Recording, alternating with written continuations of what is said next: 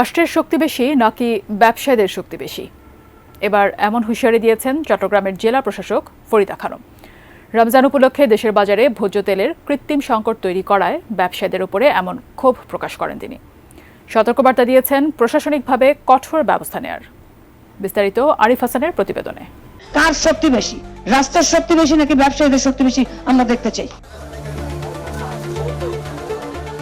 পবিত্র রমজান মাস আসলেই বাজারে নিত্য প্রয়োজনীয় পণ্যের চাহিদা কয়েক গুণ বেড়ে যায়।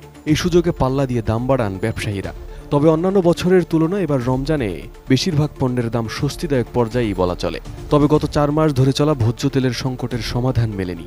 বিশেষ করে বাজারে মিলছে না বোতলজাত সয়াবিন তেল, যা ভোগান্তি বাড়িয়েছে ভোক্তাদের। বাজারে স্থিতিশীলতা ফেরাতে এর আগে ব্যবসায়ীদের সাথে টানা 4 বার বৈঠক করেও সংকটের সমাধান হয়নি, যার ফলে এবার কঠোর অবস্থানে যাওয়ার হুঁশিয়ারি দিয়েছেন চট্টগ্রামের জেলা প্রশাসক ফরিদা খানম।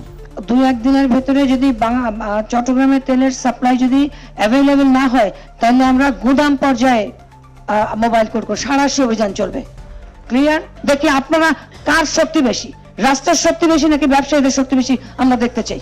মঙ্গলবার চট্টগ্রাম সার্কিট হাউস মিলনায়তনে অনুষ্ঠিত বিশেষ টাস্কফোর্সের বৈঠকে ব্যবসায়ীদের কার্যক্রম নিয়ে অসন্তোষ প্রকাশ করেন তিনি।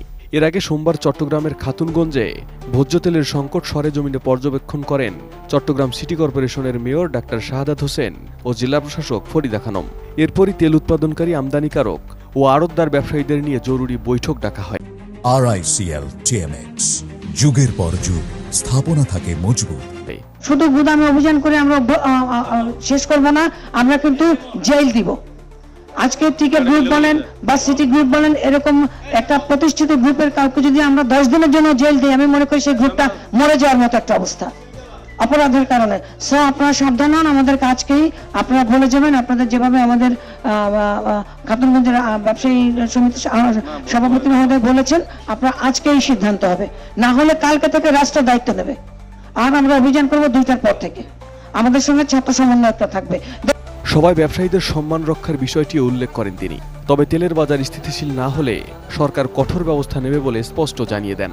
4টা দফায় বসলাম, তারপরও এই রমজানের ক্রাইসিসটা থেকেই গেল। তো এটা ইনফ্যাক্ট দুঃখজনক। আর আমি মনে করি যে আপনারা যারা ব্যবসায়ীরা আছেন, আপনাদের লিডারশিপ নিয়েও আমাদের মনে এখন শঙ্কা জেগেছে যে আপনারা কোন টাইপের লিডারশিপ দিতে পারছেন।